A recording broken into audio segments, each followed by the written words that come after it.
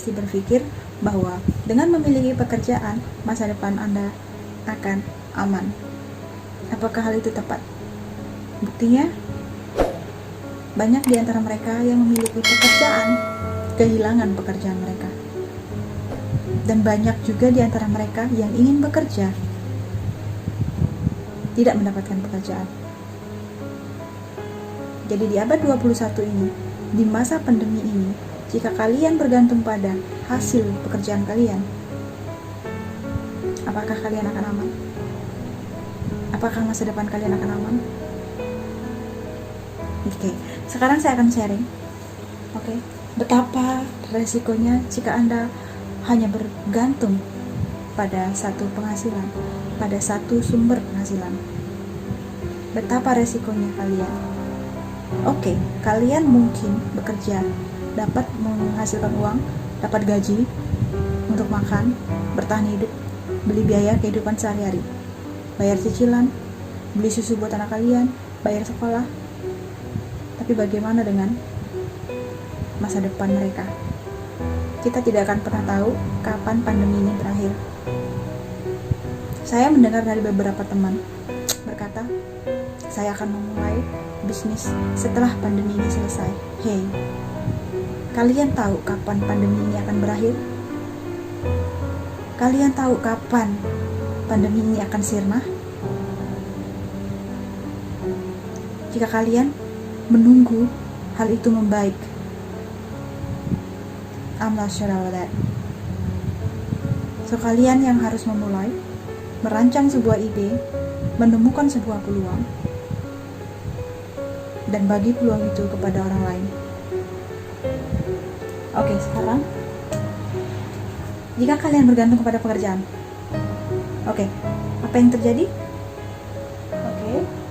Anda bekerja di sebuah perusahaan dan Anda akan selalu dituntut untuk pintar, cerdas, bertanggung jawab, tepat waktu, harus cekatan, harus pandai, harus terampil, harus pandai berkomunikasi. Karena kalau tidak, akan ada karyawan lain yang menggantikan posisi kamu. Ketika karyawan dipekerjakan dan dia atau mereka lebih cerdas dari kalian, lebih pandai dari kalian, lebih memiliki edukasi yang tinggi dari kalian, lebih gesit, lebih terampil, lebih cekatan, apakah posisi kalian akan aman? No, right? Kalian akan tergantikan posisinya oleh mereka. Sehingga sering sekali saya dengar teman-teman yang bekerja di sebuah perusahaan berkata seperti ini,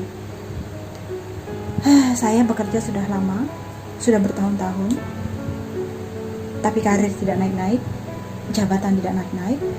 Dia yang anak baru malah mendapatkan posisi yang lebih tinggi dari saya. Itu karena apa? Mereka lebih memiliki kualifikasi dari Anda.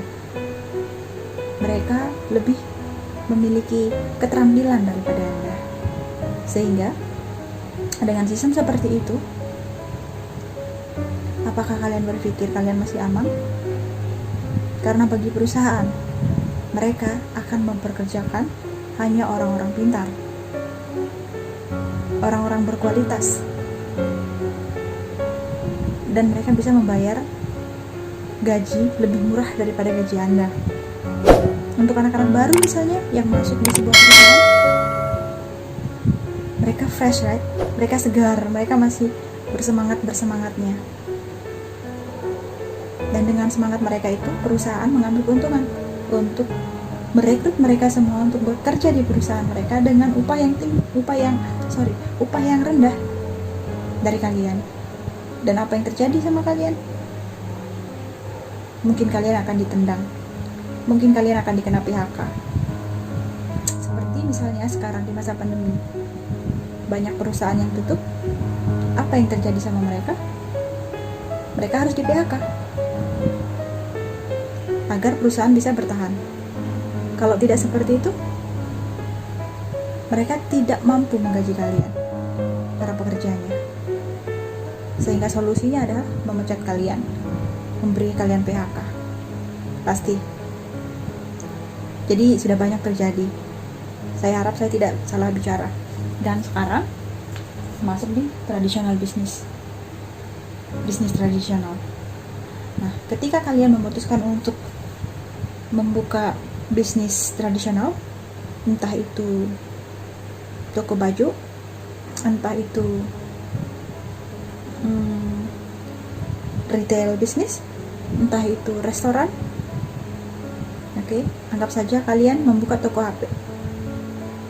Untuk anggap saja ada perusahaan yang menjual HP. Oke. Sebelum produk ini dipasarkan, mereka harus melakukan yang namanya research dan development. Penelitian dulu. Dilihat dulu perkembangannya. Dilihat dulu kualifikasinya, kualitas barangnya. Dan untuk mengetahui semua itu, mereka harus melakukan penelitian di laboratorium. Dan untuk penelitian itu, mereka harus membayar orang-orang di laboratorium tersebut untuk menentukan apakah produk ini benar-benar memiliki kualifikasi seperti itu. Lalu, setelah produk tersebut lolos, mereka siap untuk diproduksi. Oke? Setelah siap diproduksi, apalagi yang mereka butuhkan? Transportasi. Oke? Dan mereka menghabiskan banyak uang untuk hal tersebut. Lalu kemudian apalagi yang mereka butuhkan? Tentu saja marketing atau pemasaran. Lagi-lagi mereka menghabiskan uang untuk memasarkan produknya. Entah itu mereka menggunakan baliho, entah itu mereka menggunakan surat kabar, entah itu mereka menggunakan media televisi, atau mereka yang memasarkan produk mereka melalui Google. Mereka juga harus membayar Google agar produk mereka bisa diiklankan. Oke? Jadi kita bisa bayangkan produk belum terjual, pengeluaran atau penghabisan mereka itu sangat besar. Oleh sebab itu mereka harus berusaha gimana caranya produk mereka itu cepat terjual untuk mendapatkan profit atau keuntungan. Tapi kalau produk mereka tidak terjual, apa yang terjadi? Apakah mereka akan untung?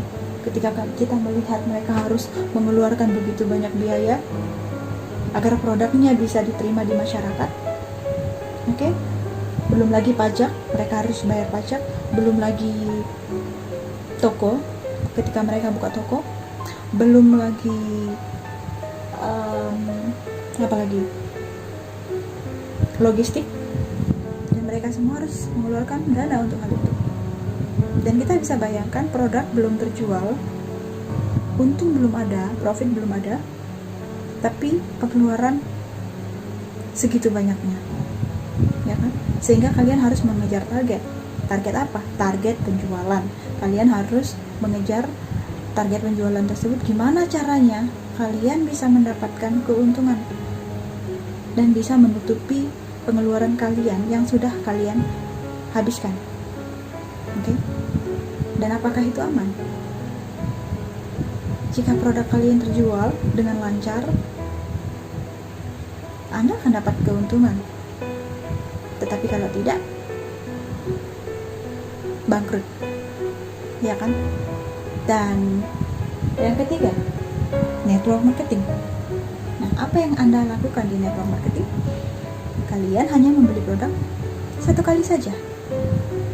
Dengan membeli produk, Anda menjadi customer. Oke, dengan produk itu juga kalian mendapatkan peluang untuk mendirikan dan membangun jaringan distributor kalian. Apakah akan ada kehilangan? Kalian tidak perlu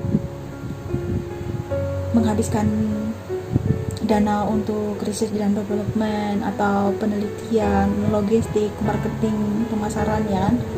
pajak, ya kita bayar pajak juga, tapi tidak seberapa. Oke? Jadi menurut kalian, manakah yang lebih aman menurut kalian? Bagi kalian yang ingin berbisnis dan takut akan resiko, maka network marketing solusinya. Jadi banyak di luar sana teman-teman kita, sahabat kita, saudara-saudara kita yang sedang menderita. Sudah saatnya kita menunjukkan peluang ini kepada mereka. Datangi mereka. Sahabat, saya tahu kalian sedang menderita. Saudaraku, saya tahu kalian sedang menderita. But izinkan saya menunjukkan peluang ini kepada kalian. Dan mari kita bangun sama-sama. Ya kan? Jadi peluang sebenarnya ada di depan mata kalian. Tapi kalianlah yang menutup mata kalian untuk tidak menerima peluang itu. Jadi sudah saatnya buka mata kalian, buka pikiran kalian, ambillah peluang itu.